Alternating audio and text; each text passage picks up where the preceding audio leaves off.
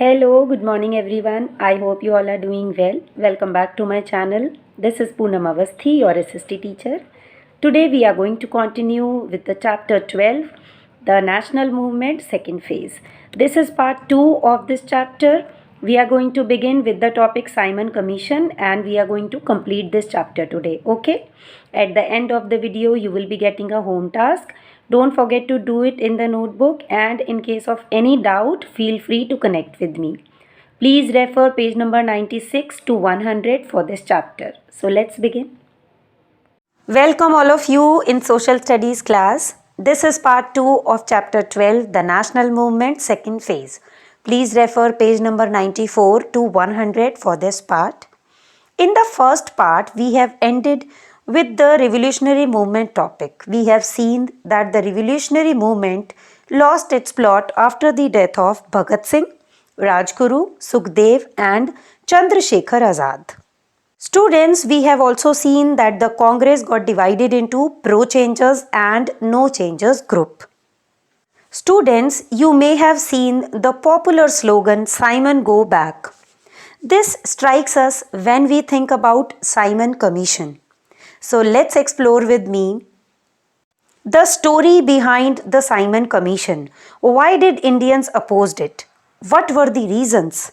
So let's begin. The British government constituted the Simon Commission in 1927 under Sir John Simon.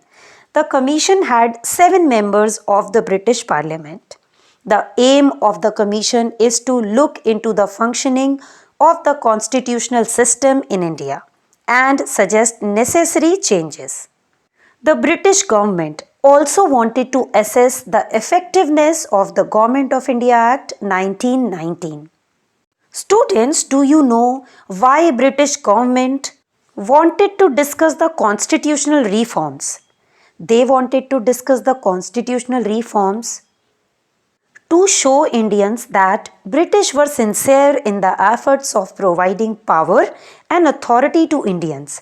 But by this time, Indians had already seen enough of cruelties of British rule in India. Indians were really disappointed with this commission. As now students, pay attention, understand the reasons why Indians were disappointed with this Simon Commission.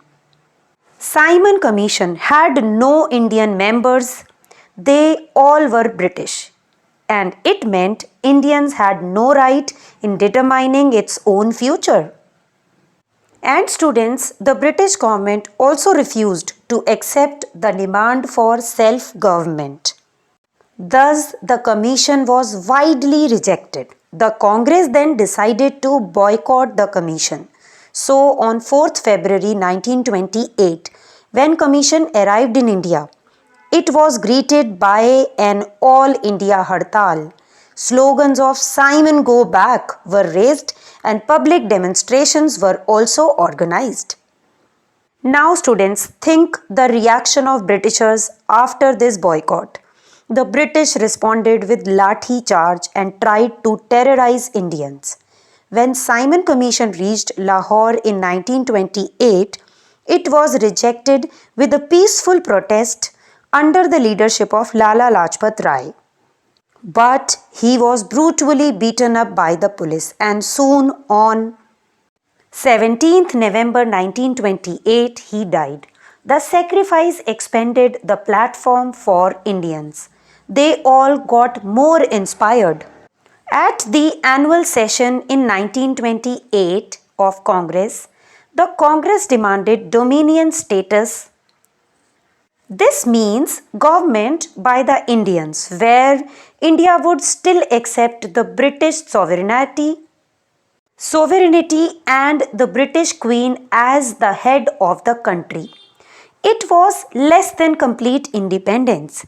In December 1929, the Congress in the annual session at Lahore declared Purna Swaraj as its ultimate goal. Jawaharlal Nehru was the president of this session. This session is very important in the history of the freedom struggle. Students, I would like to add here that in this session only it was decided to launch a civil disobedience movement to achieve complete independence. Further, it was also decided that 26th January should be observed as the Independence Day every year. So, 26th January 1930 was observed as the first Independence Day. And students, you all know this, to mark this day, the same day now being observed as the Republic Day since 1950. So students, now it's a beginning of civil disobedience movement. Let's explore it. Mahatma Gandhi agitated against the British government by starting another movement, that is civil disobedience movement. Civil disobedience means to violate unjust and oppressive law formed by the British government politely. Mahatma Gandhi accelerated civil disobedience movement in 1930 with the Dandi March. The government had a monopoly on the manufacture and sale of salt. Gandhiji started his journey with selected followers on 12th March 1930. Mahatma Gandhi and his followers started the journey from Sabarmati to Dandi and crossed 385 kilometers in 25 days by walking. He violated the law by preparing salt from the seashore of Dandi, and then the movement of civil disobedience started all over India. Students, after this, salt soon became the symbol of people's opposition to the government. Lakhs of people, which included a large number of women, participated in the country-wide protests. Students, I would like to add here that there was large-scale boycott of schools, colleges and offices. Foreign goods were also burnt in the bonfire. People stopped paying taxes to the government. As a reaction from the Britishers, they faced the lathis and bullets of the police with supreme courage. Students, do you know this movement was totally non-violent movement? As we can see, under the leadership of Mahatma Gandhi, the civil disobedience movement spread across the country. He inspired people to fight for Swaraj. The British got worried by the growing popularity of the civil disobedience movement. So after this, chain of discussions and conference started. In November 1930, the government called a conference in London to discuss the reforms proposed by the Simon Commission. But the Congress boycotted it. Without the participation of the Congress, no decision on constitutional changes could be taken. Thus, this conference, first roundtable conference, was a failure. In 1931, Gandhiji met the Viceroy Irwin and signed the Gandhi-Irwin Pact and the negotiations which were there under its terms. The first one is the government agreed to release all political prisoners except those charged with act of violence. The Congress in turn agreed to suspend the civil disobedience movement and participate in the second round table conference. After Gandhi-Irwin Pact in September 1931, Gandhiji went to London for another conference. There only Gandhiji represented the whole country. He also said that the untouchables were Hindus and should not be treated as minority, and that there should be no separate electorates for Muslims or other minorities, because he knows that these were tools to weaken India's unity. Here in this second roundtable conference, the government refused to accept the demands put by Gandhiji, and then the conference ended as a failure. This time, after Gandhiji's return to India, the Congress resumed the civil disobedience movement. Lakhs of people were put in jail. All major leaders, including Gandhiji, were arrested. Without a strong leadership, the struggle lost its focus and In May 1934, the Congress withdrew the movement. So students, the Simon Commission met with opposition. A series of roundtable conferences were failed. Now, there was no other option. Government came up with a new act, the Government of India Act 1935. This act was the longest act of the British Parliament. It ended the system of diarchy at the provincial level. Provision for the establishment of a Federation of India was made if more than half of the princely states join it. But this act was also rejected by the Congress. In the words of Jawaharlal Nehru, it was a machine with strong brakes but no engine. After this, students, in 1939, the Second World War started. Britain involved India in this war without even consulting the leaders of the Congress. In March 1942, Cripps came to India with some proposals, but the Congress felt that the proposals offered too little and too late. Gandhiji also described the Cripps proposals as a post-dated check on a crashing bank. He decided to start another mass movement. Now we are going to explore Quit India movement. In August 1942, Mahatma Gandhi launched this movement, Bharat Chodo Andolan or Quit India movement. The Congress decided to organize massed struggles all over the country. Gandhiji's slogan of do or die, karo ya maro, inspired the entire nation. Every man, women and children began to dream of a free India.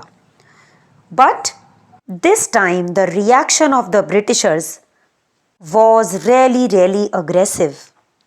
The Congress was banned and most of its leaders were arrested before they could start mobilizing the people. But the Indians were unstoppable. There were hartals and demonstrations all over the country.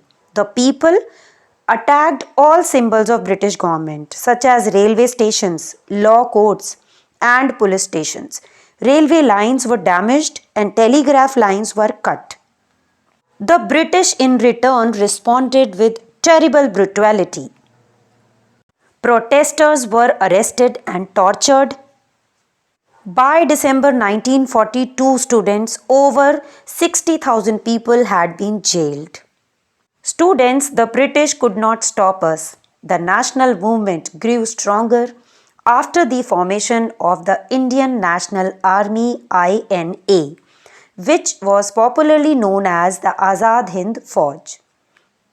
Students, I would like to tell here, Indian Independence League, an association formed by Raj Bihari Bose, played a very important role in its formation.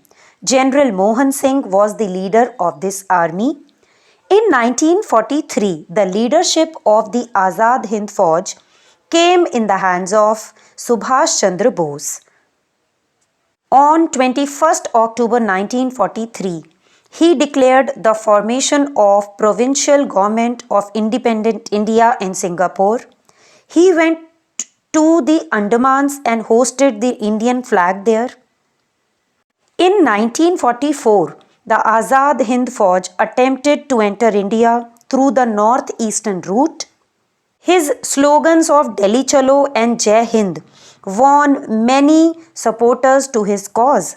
Women also joined his army in large numbers. A separate women's regiment called the Rani Jhansi Regiment was also formed. It was led by Captain Lakshmi Swaminathan. The Azad Hind Fauj failed to liberate India from British rule.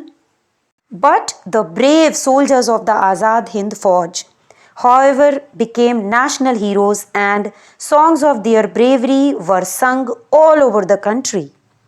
Now students, we are walking towards independence. In February 1946, the cabinet mission arrived in India. It presented the independence plan. The plan proposed the formation of an interim government.